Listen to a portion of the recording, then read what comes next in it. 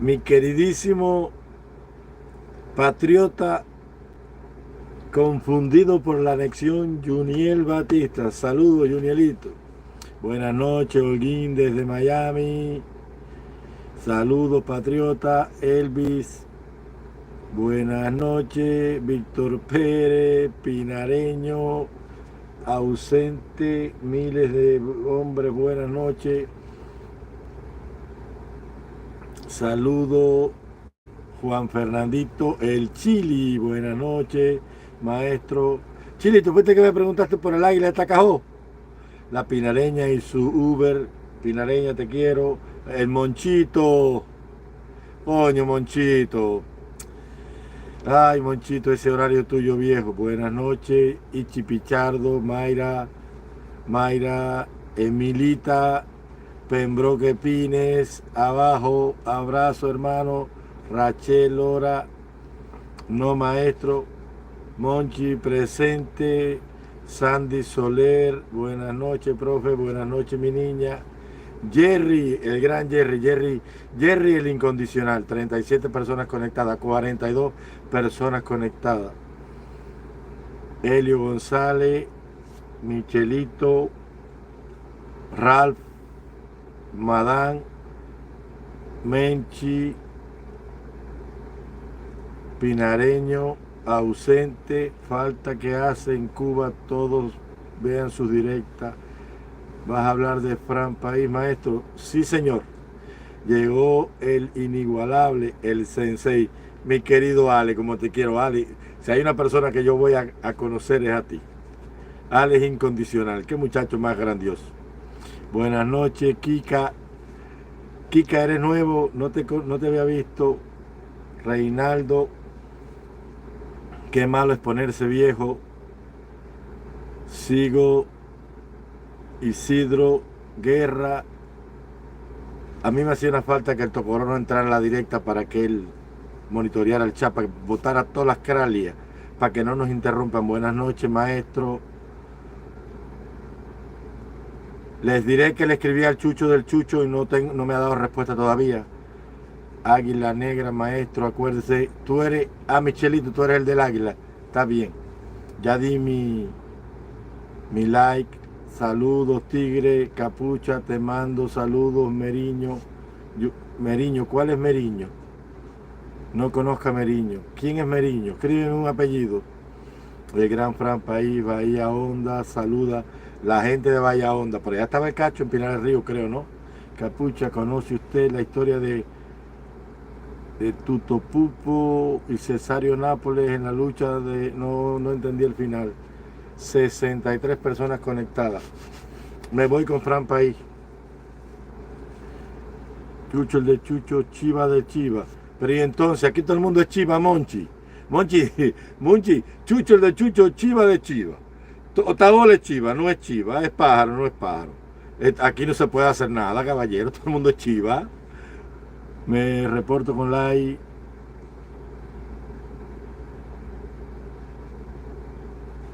Santi Espíritu en la casa. Me reporto con la profesora. Anoche estuvo viendo su directa, no veo. El guerrero cubano ahí, seguro viene ahora. Ponte ahí, guerrero. Este besito es para los compañeros de la seguridad. Sí, claro, andan atrás de mí, loco. Buenas noches, hermano. Mayra Marín, vamos a dar like y después se olvida. Amigo, yo no oculto mi nombre, ni sé quién me escribió. Hola, porque le interesa tanto a las personas. Profe, yo no veo bien qué pasa aquí. Buenas noches, maestro. Estamos aquí con usted, maestro. Si tiene tiempo, por favor, hable. No vi a nadie. Los comunistas andan nerviosos y ahora se van a poner más. La muerte de Fran País García, su vida. Fran País García nació en Santiago de Cuba el 7 de diciembre de 1934.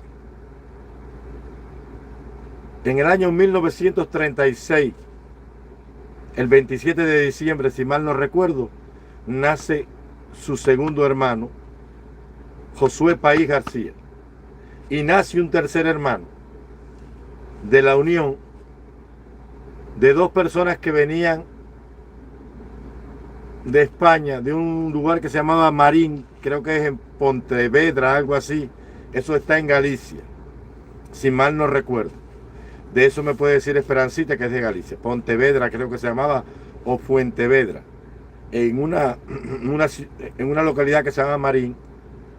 Los padres de Josué País, que eran pastores bautistas, llegan a Cuba huyéndole a la miseria que hay en España, que acababa de salir de la gripe española y de aquellos problemas acumulados desde Primo de Rivera, Primo de Rivera y Cánovas del Castillo, y ya se vislumbraba en el horizonte los problemas políticos con los comunistas en los sindicatos españoles, que iba a dar lugar a la guerra civil española terribles.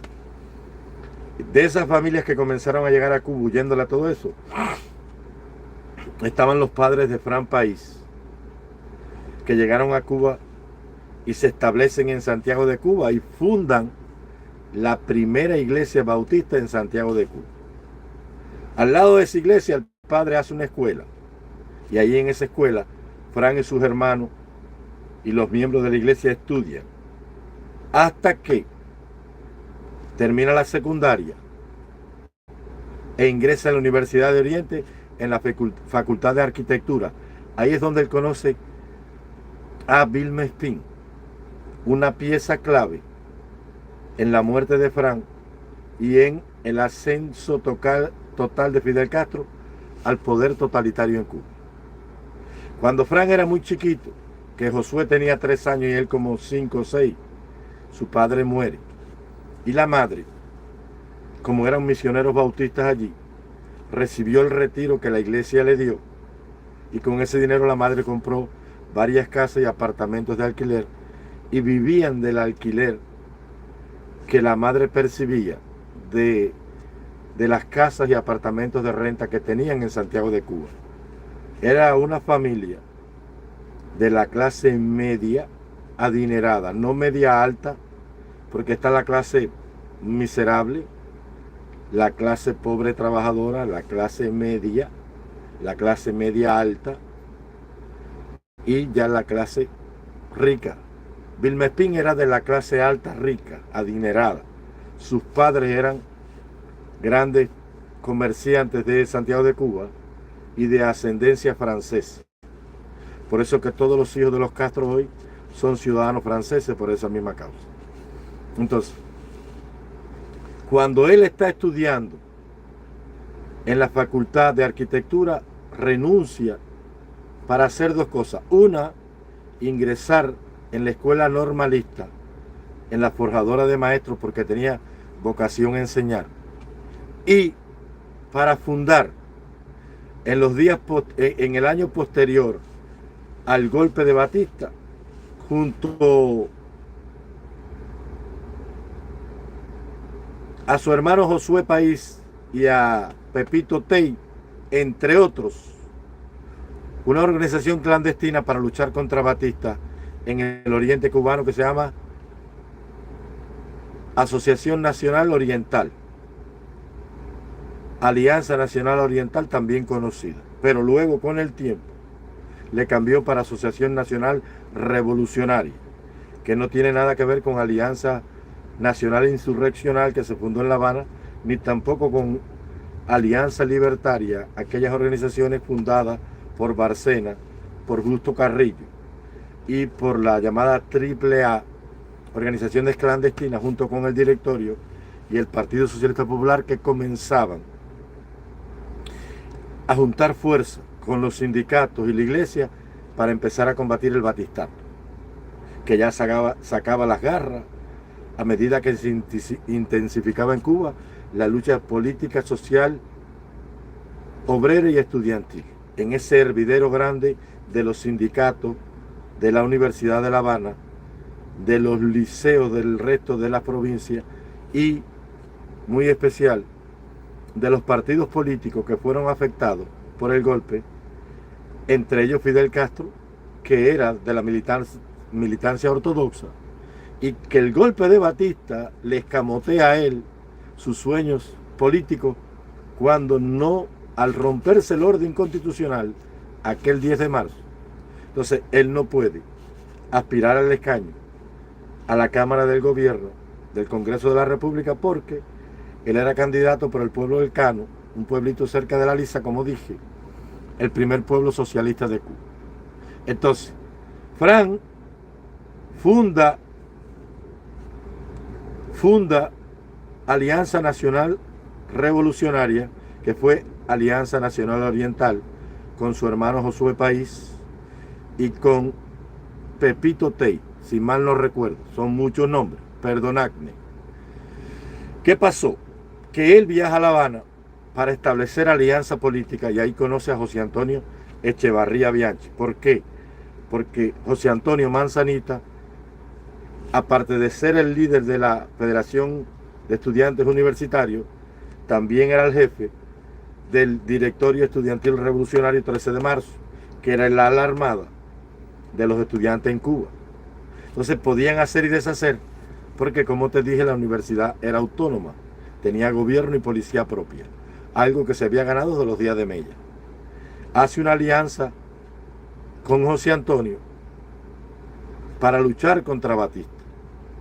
Pero en esos días, Fidel y su gente atacan el Moncada y él se enamora más del proyecto revolucionario de Fidel Castro.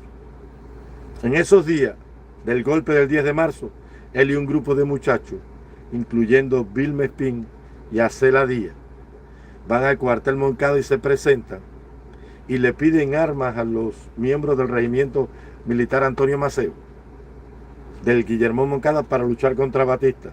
Pero los militares se ríen de ellos porque el golpe lo habían dado los mismos militares. ¿Quiénes dieron el golpe?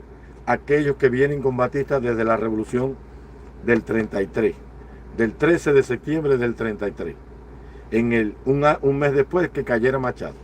Entonces,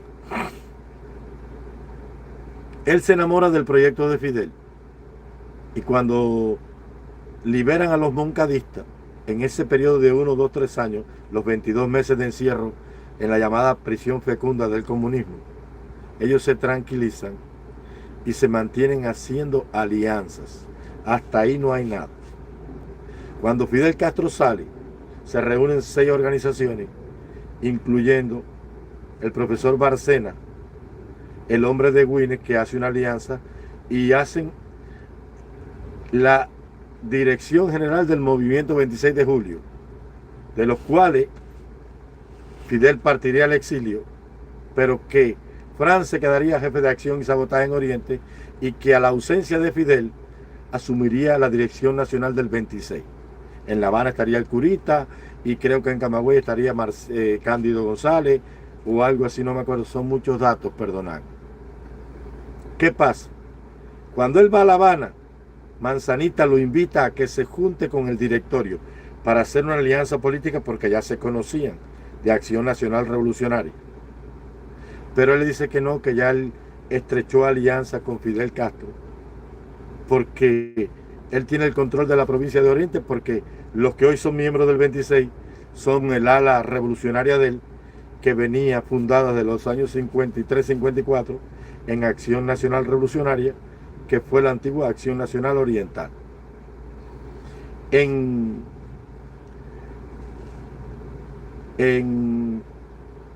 noviembre, en octubre, en septiembre del 56, Fran viaja a México.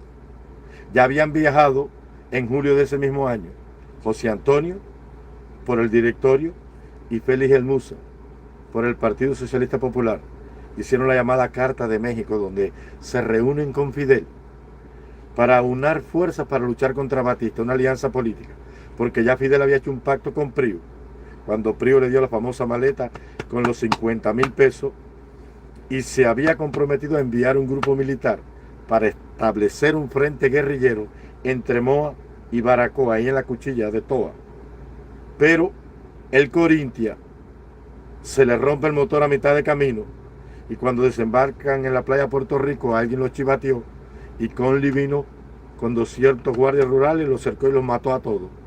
y los enterró en un cementerito cerca de un guayabalito por allá por la zona de Bani.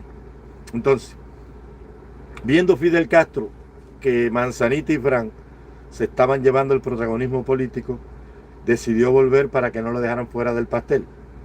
Entonces, Fran viaja en septiembre del 56 para ultimar detalles con Fidel para preparar el desembarco. Y el 25 de noviembre del 56 partió de Tuxpan, en Mérida, Yucatán, el Granma. 2 días después, desde alta mar, se le envía un telegrama a Fran, que se le dice una comunicación por radio cifrado, que se le dice que van rumbo a Cuba. Fran automáticamente hace contacto en Manzanillo con Celia Sánchez, y a la vez con Uber Mato, y a la vez con Crescencio Pérez, el primo de Mongo Pérez, que los va a recibir en Cinco Palos. Pero el 30 de noviembre, Fran prepara a su gente y, vestidos con los brazaletes del 26, hacen el famoso alzamiento del 30 de noviembre en Santiago de Cuba. Lo único, primero que todo, van y le caen a tiro al cuartel Moncada, y los guardias, que no saben qué está pasando, que tal vez crean que es una rebelión del mismo ejército, se quedan en el cuartel hasta que, a medida que va avanzando la mañana, se dan cuenta que es un grupo de muchachos que están vistiendo el uniforme verde olivo con el brazalete el 26 de julio. Muchas gracias, Leonardito. Entonces, a medida que va avanzando el día, el ejército recupera el cuartel y ellos quemaron la capitanía de Marina. Fue Jorge Soto, si algo mal no recuerdo. Tumban algunos postes eléctricos, interrumpen la línea férrea y cortan el fluido eléctrico. Y están 1 o 2 días en Santiago de Cuba hasta que la policía y el ejército logran el control. Fran logra escapar, pero caen varios de sus compañeros allí. Creo que cayeron Pepito Tate, Tony Alomá y Otto Parellada, si mal no recuerdo. Son muchos datos, perdonadme. Han pasado 40 años desde que leí todo eso. Él logra escapar y pasa a la clandestinidad. Fidel, el desembarco es un desastre porque, aparte de que se perdieron en el lugar de desembarco, también desembarcaron y era de noche y fue un desastre. El desembarco fue un desastre. Desembarcaron en 5 kilómetros macizos de mangle. Yo estuve allí presente. Es un desastre. Hasta que van a Alegría de Pío. Ahí se forma el desastre de Alegría de Pío. Y en Alegría de Pío matan un rollo de hombre. El primer hombre que matan se llamaba Humberto Lamonte, si mal no recuerdo. El resto se disgrega, incluyendo Mario Chanes de Armas y esta gente. Los que eran capturados por la Marina de Laurén, esos no los mataban. Pero los que cogía el ejército de la Guardia Rural sí los mataban. Como fue el caso de los que mataron en el río Toro. Por esa misma posición política de la Marina, el 5 de septiembre del 58, esa misma Marina se rebeló en Cienfuegos, porque allí estaba la sede de la Marina de la tiranía batistiana, si mal no recuerdo, o una de ellas. Entonces, ¿cómo se pone buena la cosa? Aquí, por los sucesos del 30 de noviembre, por una delación detienen a Fran en marzo del 57, pero lo sueltan en mayo del 57, y ahí comienza su gente a acabar en Oriente y pasa la clandestinidad total con el seudónimo de David. Vilma Espín es conocida como Débora, que es miembro de la Dirección Nacional del Movimiento 26 de Julio, uno de los miembros. Pero ¿qué pasa? El 30 de junio del 57, pintando un cartel con 19 años abajo Batista, es sorprendido Josué País, su hermano, y lo acribillan a balazo en las calles. Un mes después caería Fran País. Pero ¿qué pasó?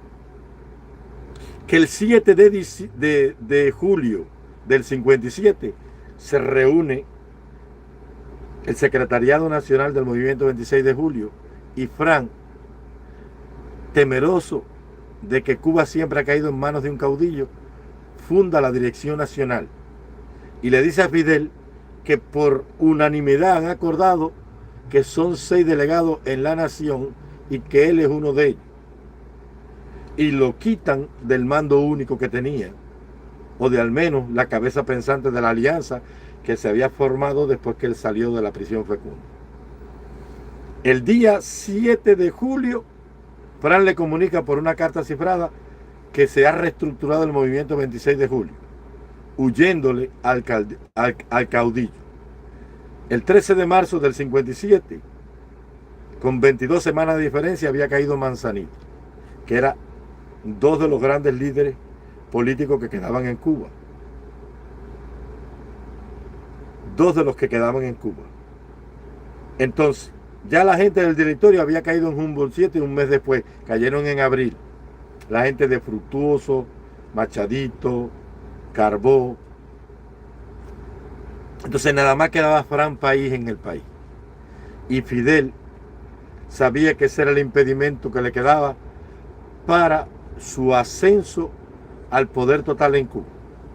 Porque Fran se había convertido, aparte de un hueso atravesado en la garganta de la tiranía, en el joven político revolucionario de mayor trascendencia dentro de la sociedad cubana en ese momento, después de José Antonio y los muchachos del directorio que ya habían muerto por la libertad de Cuba. Fran era la figura cimera.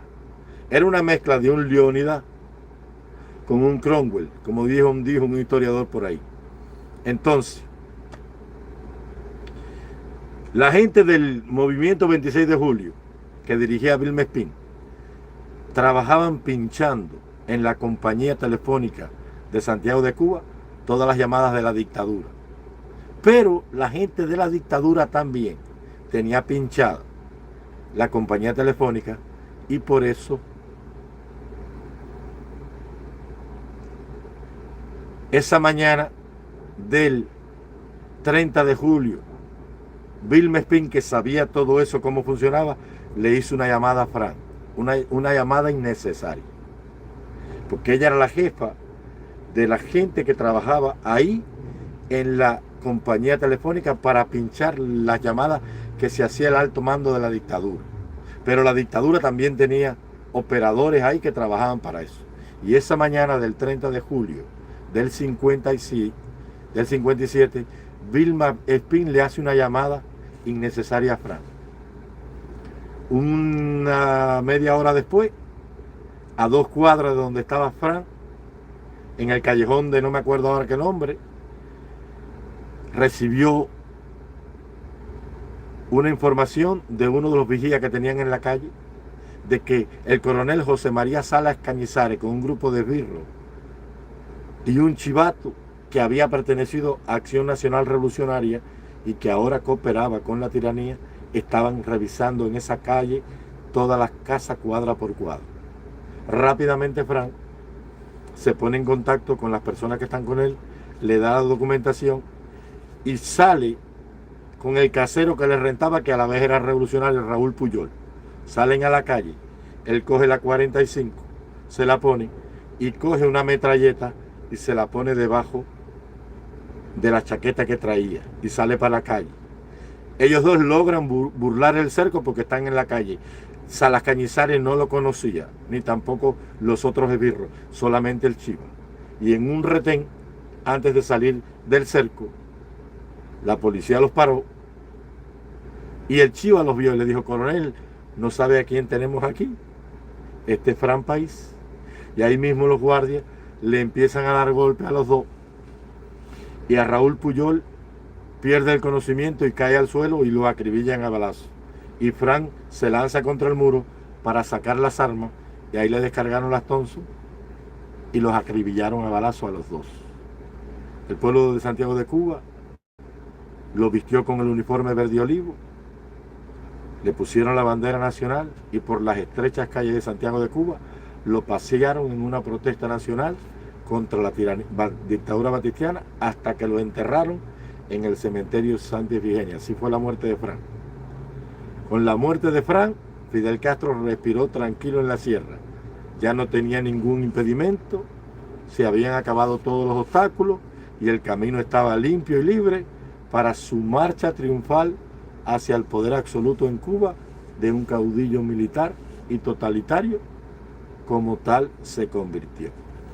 Esa es la historia. La otra, el Águila de Tacajó. Ese es el tercer bandido más grande que ha dado Cuba, porque la zona de Tacajó está cerquita ahí de Bani y también del feudo de Virán Castro. Eso es la zona de la delincuencia más grande de Cuba. Los grandes, y no son delincuentes de asaltar, son delincuentes de mente. Son los timadores, los impostores por excelencia, los holguineros de esa región de él. Él se llamaba José Benito Ramírez, conocida como el Águila de Tacajó. Él había nacido ahí en Tacajó, en los días en que en los primeros, él nació en el año 1870 y pico, 80. Ya para principios de la República, él araba un pedazo de tierra en una improductiva finquita, pero no podía levantar económicamente. Entonces se traslada a la provincia de Guantánamo. Y en Guantánamo empieza y aprende el arte de robar en el carterismo y a vender dólares de a-20 falsificados, porque en aquella época él lo hacía a través de los bayú que habían en Guantánamo, porque ya se había establecido la base hacía como 10 o 15 años. Todo esto es más o menos para los días del gobierno de Menocal, que es entre el 17 y el 20 del inicio de la República. Entonces, se dedicaba a estafar a la gente con dólares de a-20 falsos, porque Cuba no tenía moneda en esa época. Se usaban dos monedas, la onza española y la onza americana. Por eso hubo una huelga de moneda en Cuba, porque el cubano era un pillo al fin.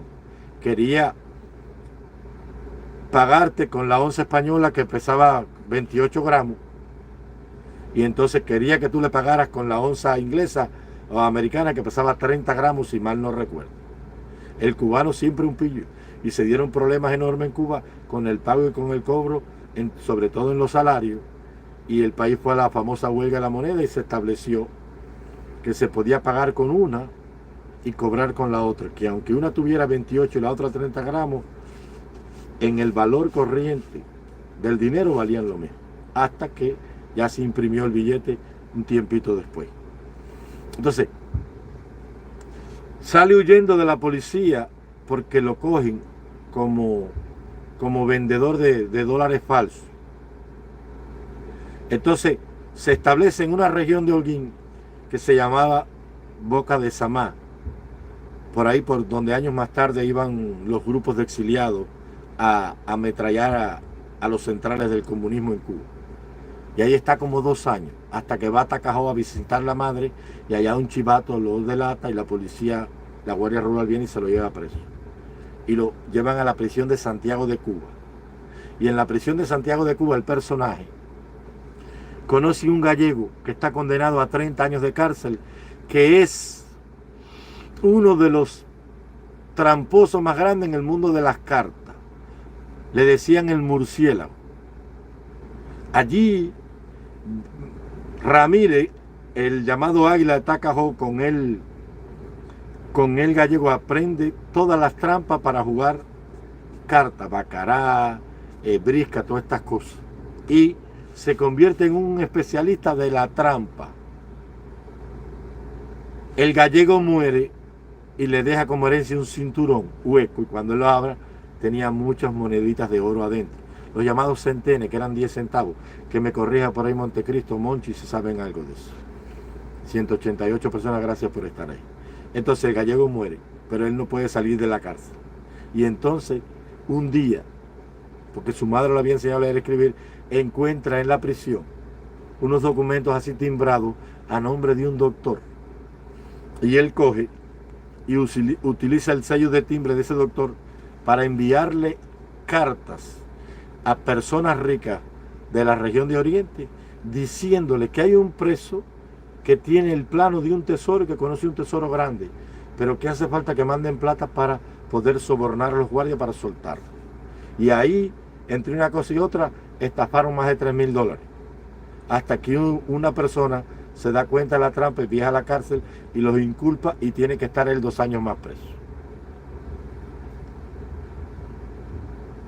Entonces, cuando sale de la cárcel ya, para salir de la cárcel, como lo tienen ahí 2 años más, le manda una carta a la mujer de un ministro del gobierno de Mexicali y la enamora con la carta por la muela. La innubiló con la muela y ella se enamora de él y habla con el ministro habla con Mexicali y lo indultan y sale. Y ella lo esperaba para ser su querida y el tipo era un bandolero, lo que se quería salir de la cárcel y la dejó embarcada. Entonces se va a la zona de Ciego de Ávila y en una noche, en una sentada, o sea, eso se llama sentada, en una rueda, gana 5,000 pesos. Y un día después gana 6,000 con trampa en Ciego de Ávila. Digo, en Santa Clara. Y con esa plata va a La Habana, a una casa de sastre, se manda a hacer buenas ropas, compra buenos zapatos. Él que había aprendido, porque el gallego lo había enseñado, a hablar con un verbo tranquilo y seguro para estafar. Y compra un pasaje en un vapor y empieza su aventura internacional. Va a dar a Veracruz, México. Y en Veracruz, México, estando allí, conoce por correspondencia una vieja millonaria en Canadá, una anciana casi que le ofrece amor y vida, y va allá y le tima $500,000, y la vieja no pudo probar de él ni siquiera un beso del pico de aquella águila, y de ahí parte entonces a Veracruz y se compra con esa plata una casa que era una mansión para la época, y de ahí parte hacia la Guyana y al gobernador de la Guyana jugando carta en una noche le gana $30,000. Sale de la Guyana y entonces ahora se parece en la Argentina como un próspero comerciante del petróleo con un nombre raro mexicano procedente de Tampico, México, y cuyo fin era conocer a los ricos ganaderos porque quería comprar 1,000 reses de raza y varias decenas de caballos de la mejor raza argentina. Allí, haciendo trampa, con embeleco, cuento y algún regalo, logra convencer a esa gente para que le hagan un embarque del ganado y de las reses rumbo a México, que embarque y llegan a su destino final donde lo esperaba su cómplice allá. Y él dice que va a ir a casa de un joyero y va y habla con un joyero para que el joyero le dio un pagaré por un depósito. A cambio, él iba a comprar entre una cosa y otra, creo que $6,000 de joya. Estafa a los ganaderos, les da un pagaré falso del joyero y al joyero le da un pagaré falso de los ganaderos y parte de Argentina con la plata, ahora la República de Haití. Y en Haití conoce un hombre y dice que él es un representante del gobierno mexicano que viene con la encargada misión de hacer una compra de decenas, de centenas de toneladas de café, porque la necesita el gobierno mexicano. Pero el hombre,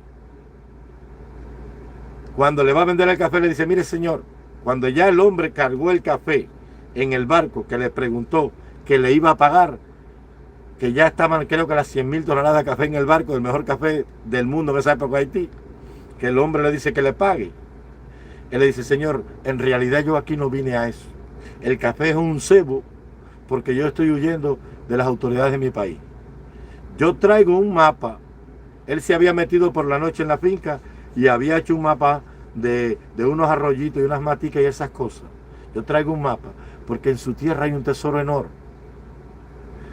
Y el hombre no le cree, le dice: mire, tenemos que ir de noche, pero antes de ir tenemos que hacer un sortilegio, una brujería, porque el muerto pide y hacen una ceremonia debajo de una mata. Y como él conocía todo eso, porque en la zona de Bane había una grande población haitiana, la madre de Batista era haitiana y toda esa gente practicaba en el vudú. Y el hombre se asombró porque era haitiano y también practicaba el vudú y no sabía de dónde él venía. Entonces lleva un detector y ahí forma una pitería y desentierran 50 lingotes de oro. Él, que ya había marcado el único que era original, lo raspa y coge las limallas de oro con una lima Y cuando el hombre se la lleva al joyero, se da cuenta que oro puro. Y el hombre viene para acá vuelto loco, son 50 lingotes de oro. Pero en Haití, como es un país pobre, no había dónde vender ese oro. Entonces él le recomienda una casa judía en Nueva York y le dice que él tiene plena confianza, que vaya a Nueva York a venderlo y que lo espera aquí, que cuando venga, entonces le paga el café. Él le dijo, no, no, tranquilo, embarca el café para México. ¿Cómo yo no voy a creer en usted si usted me dejó que yo me llevara los lingotes de oro y usted ha confiado en mí? ¿Cómo yo no voy a confiar en usted? Y él le dijo, bueno, pero yo nada más quiero una cosa. Dice, ¿cuál? Dice que me dé un lingote para yo tenerlo de recuerdo, para ilusionarme en las noches de su ausencia mirando el tesoro que nos espera a los dos. Y coge el lingote verdadero. Y cuando el hombre va a Nueva York, allá se da cuenta de la gran pifia, de la gran estafa. Eran lingotes de bronce fundido. Y el lingote verdadero se lo había quedado él. Y ya el café estaba. Son unos bandidos los delincuentes, esos holguineros. Qué gente más bandida. Los bandidos más grandes de Cuba son de ahí. Ayer llega a su casa en Veracruz con su plata, con sus miles de pesos. Pero la policía batistiana lo reclama por una estafa que hizo en Cuba, porque en México se había hecho pasar por ciudadano americano y los documentos eran falsos. Entonces viajaron 2 policías de Cuba a buscarlo y Cuba le demostró que era la misma persona con 2 identidades distintas. Llegó a Cuba y en esos días intentó estafar al coronel Pedraza, que era el jefe del ejército en esos días, y Batista lo indultó, se fue a México y en el año 76, 67 creo, 76, murió con su familia y con sus millones. El bandido más grande que Cuba ha dado, después de Batista y Fidel Castro. El primero comandante, después Batista y después el Águila de Tacajú. Esa es la historia del Águila de Tacajú. 232 personas. Satisfecha la curiosidad, para que después no venga mañana este señor que me escribió, no, pero usted dijo que eran 50 lingotes y eran 49 3/4 y 1 onza. Porque los extremistas son así. Ellos ven del sol la luz que quema, no la que alumbra. Ven la huella que va dejando en la arena el que pisa, pero no ven el camino de dolor que ha recorrido. Así son estos hombres. De ellos escribió Martí así, siempre, buenas noches, profe, René el del Aleco, gracias. El Aleco no era un carro ruso. 235 personas. Bueno, ¿y cómo está el panorama? ¿Vieron? Salió el gato, ¿vieron al gato? Salió el gato, compadre. Como yo Endri, el gato salió, compadre. Emilio Porres, sí me recuerdo. Gracias Noel por tu contribución. Muchas gracias mi hermano por ese super chat, qué bueno. Monchi, sí, qué bueno. El tipo era un delincuente terrible. El gato salió, compadre. El gato. Díganle al gato que el encapuchado le manda un saludo. Estuvo en Valle Grande, seguramente estuvo en la compañía número 5, que era la dependiente. Después lo subieron para arriba, para la 11 y la 12. Muy buena gente el gato. Excelente muchacho. Ven que los verdaderos patriotas no cambian. Él sigue siendo el mismo enemigo del comunismo. Cuando tú vas a la cárcel, el comunismo es lo que acaba de convencerte. Muchas gracias. Pluvirus unum. Gracias por tu contribución. Uno entre muchos, ¿no? Significa eso en latín, ¿no? El primero entre muchos, uno entre muchos. Saludos, hermano, patria y vida bajo la dictadura. Miguel Navarro. Hola, profe, al fin le veo. Gracias por estar ahí, por acompañarnos en estos sueños. El gato de la seguridad del Estado. Ahora el gato de la seguridad del Estado también. Entonces aquí todo el mundo es chiva. Y Jesús Torres, tú trabajas en los archivos centrales del Ministerio del Interior. Porque eso no lo sabe el Minin. Eso nada más lo sabe el Ministerio del Interior.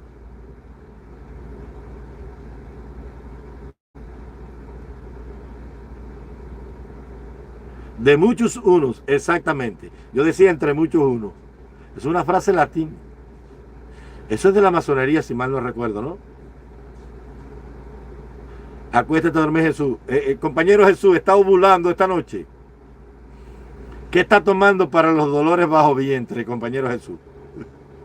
No me diga que un cocimiento de apazote con moringa. Que hable de Vicente García. He hablado mucho de Vicente García. Vicente García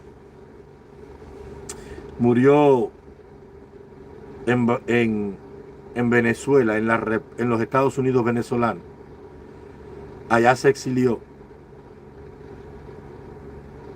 en los días del pacto del Sanjón.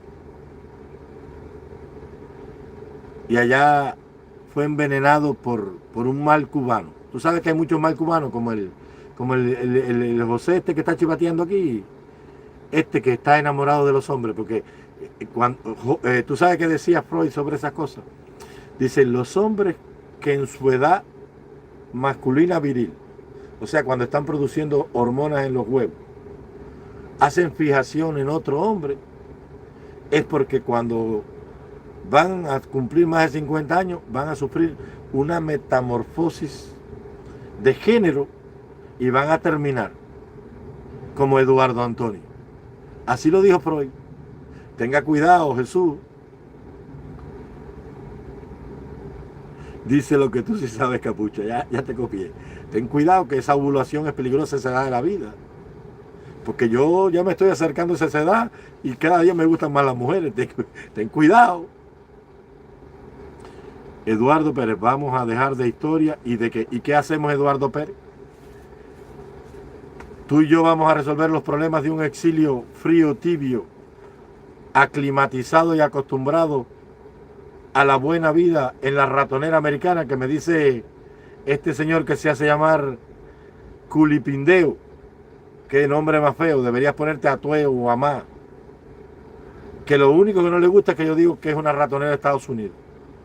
Yo lo digo alegóricamente, criatura.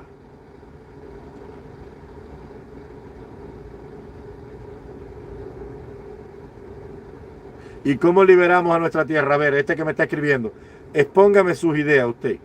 Porque ayer le dije a aquel y no puso nada. Ya yo dije cómo la íbamos a liberar. Ahora dígame usted cómo lo vamos a hacer.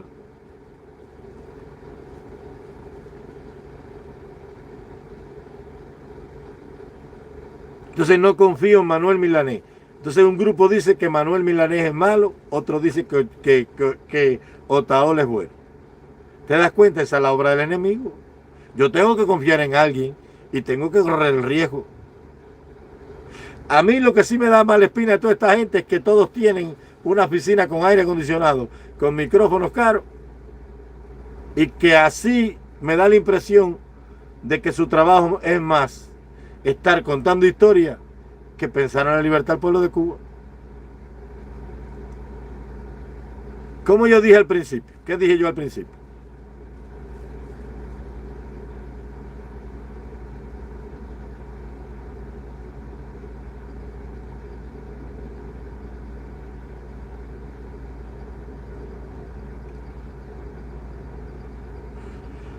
Anexión aquí.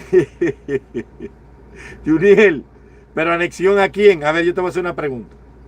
Tú tienes un comité de recabar firmas. ¿Cuántas firmas tú tienes, Juniel? O tú estás como el doctor Boroná, que los parones solamente existen en su quijotesca fantasía.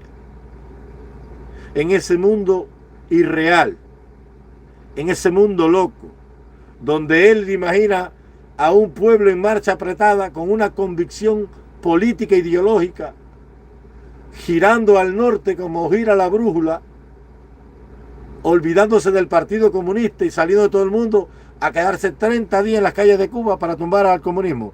Así tú concibes la anexión. Tú tienes un comité, ya ustedes tienen grupos organizados, ya tú tienes un comité en Europa recogiendo firmas de los cubanos exiliados en Europa y tienes planes para mandar otro a Extremadura, otro a Galicia. Ya tú tienes el grupo en Miami que va a apoyar la anexión, los que están en el Canadá, los que están dispersos por Latinoamérica. ¿Cómo tú piensas? ¿O la anexión tuya es en la cabeza? ¿Tu anexión es en la cabeza? Como Es un castillo de naipes que tú has armado en tu fantasía, Juniel. Dime, porque a mí me gusta interactuar. A ver, cómo tú harías las conversaciones con el pueblo de Cuba para proponer la anexión? Juniel, estoy esperando. A mí me gusta la gente que sea de frente. Escríbeme, mira, encapuchado, yo creo que nosotros tenemos que hacer esto, por esto, por esto, por esto. Dime, a ver, estoy esperando. Los hombres no tienen miedo. El hombre dice y escribe. Lo digo yo, la capucha, que haciendo reír no se tumban dictaduras. Yo lo digo y lo sostengo y lo mantengo. Y lo avalo con mi vida. Juniel, no me digas que es la única opción. Dime qué tú vas a hacer, qué estás haciendo, cómo tú lo has concebido, cómo lo has organizado, con quién lo has colegiado y qué plan tú tienes, porque para allá, primero antes de recoger la firma, creó grupos en todo el país que representaban los intereses del proyecto Varela. Y a partir de ahí se empezaron a recoger las firmas, que yo fui de los firmantes y también de los que cooperó. ¿Cómo tú lo harías, Juniel? Dime.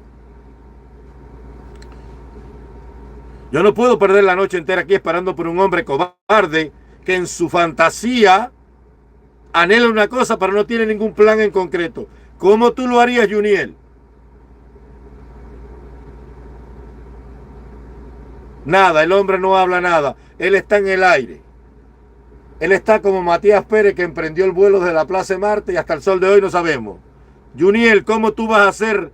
¿Cómo vas a conversar con el pueblo de Cuba para proponer la elección para allá? Para allá. Quitarnos esto de arriba.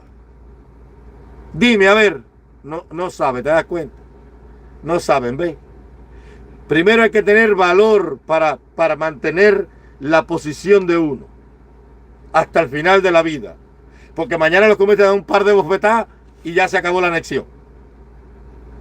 A ver, dime, que no veo nada aquí, Juniel. Nada, Juniel no escribe nada. ¿Te das cuenta? Ay, este pueblo. Viril y soberano, como decía. Ay, este pueblo de chicharrón y café con leche. Nada, él no dice nada. Ay, la capucha, la anexión, sí, sí. La solución, los árabes en el desierto. No, la solución sería que lloviera. Pero ¿cómo va a llover en un desierto? ¿Con quién tú estás estableciendo contacto, Juniel?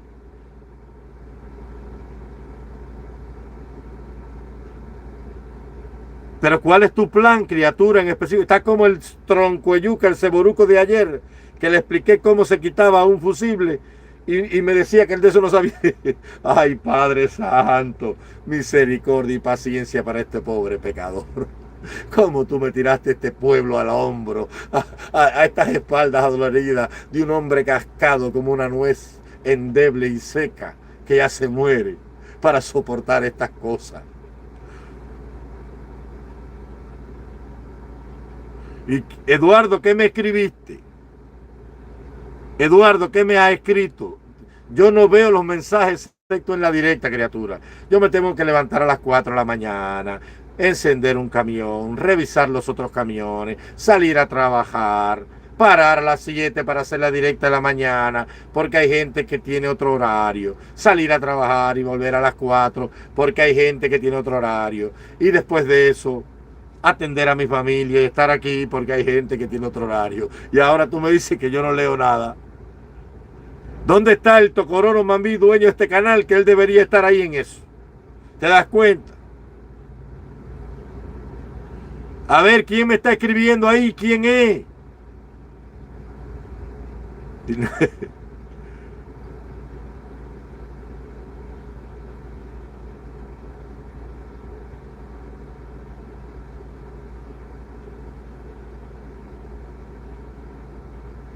Escríbeme el número ahí. Escríbemelo ahí. O mira, vamos a hacer una cosa mejor. No me lo escriba. Yo mañana aquí en el chat te voy a enviar un grupo de palabras. Te voy a enviar un grupo de letras que son letras cifradas. Y después yo te voy a decir allá, esta tal número y esta tal número, para que tú en vez de rompecabezas y me mandes, me escribas esas letras ahí y ya yo sé que esas letras corresponden al código cifrado del número de Eliezer, no lo hagas público, ¿ok? Yo sé cómo hacerlo.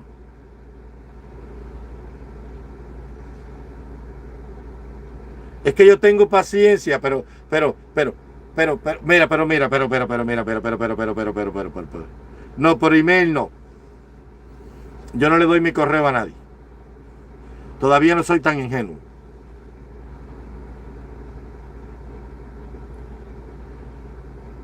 Mira,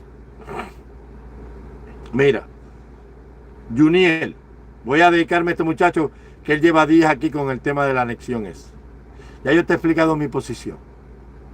Ahora dime tú, ¿cuál es el plan que tú tienes para juntar a todos los cubanos, que ellos firmen con el carnet de identidad para entregarle esa petición al Congreso de los Estados Unidos, que el pueblo de Cuba quiere anexarse?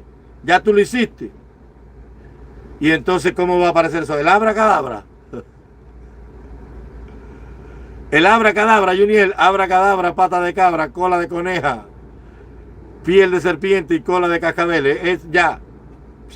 Se hizo el maravilloso milagro. No es así, criatura. Todo tiene un proceso en la vida. Este que me está escribiendo, que yo no miro los mensajes, ¿quién es? A ver, por favor, de nuevo. Discúlpeme, que soy yo solo para 260 gente ahí. ¿Quién es el que me dice? Pero mira los mensajes. Pero es que todo el mundo está escribiendo.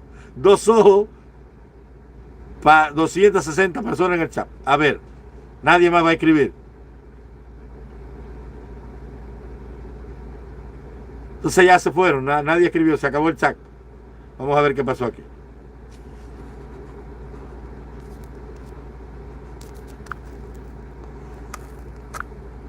Aquí está. Ramiro Rodríguez, hola maestro. Nadie tiene ningún plan. Claro que nadie tiene ni carajo, chico.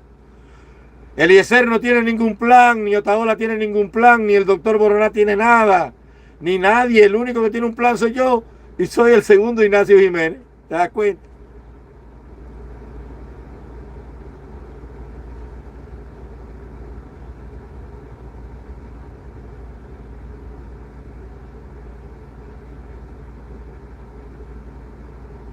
No he perdido el hilo de la directa, pero es que ya están ahí, como la cigarra.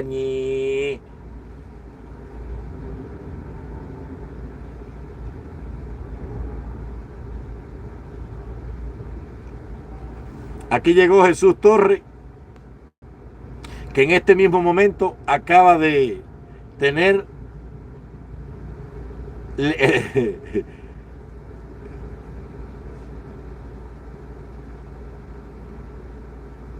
nadie tiene ningún plan, viejo, nadie tiene nada. Claro que sí. Alex Alfonso, el tigre de la Malasia. ¿Tú sabes qué? El tigre de la Malasia era Sandokan. Eso lo escribió Emilio Salgarin. ¿Y tú sabes cómo se llamaba el contrario de él? Se llamaba el tigre de la Malasia y el otro se llamaba el león de... No sé, me voy a acordar ahorita el nombre. Monchi, ni puñetero caso. Yo después voy a revisar el chavo ahorita. Maestro, Jesús es el mismo Oaxacón hoy. Es la única claria hoy, el guerrero cubano ha entrado. Sandokan, sí, yo sé que es Sandokan. Pero el otro. El otro.